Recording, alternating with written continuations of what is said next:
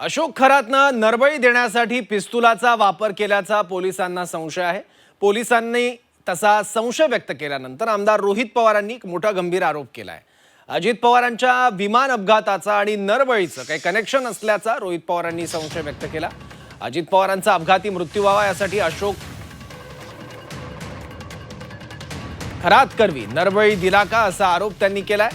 नाशिक पोलिसांनी कोर्टात हे सांगितल्यानंतर पोलीस लगेचच ॲक्शन मोडमध्ये आल्याचं दिसलं।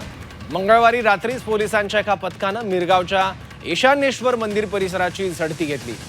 एवढंच नव्हे तर मंदिराला लागून असलेल्या खराटच्या फार्म हाऊस आणि अमराईचा परिसर सुद्धा पोलिसांनी पिंजून काढलाय।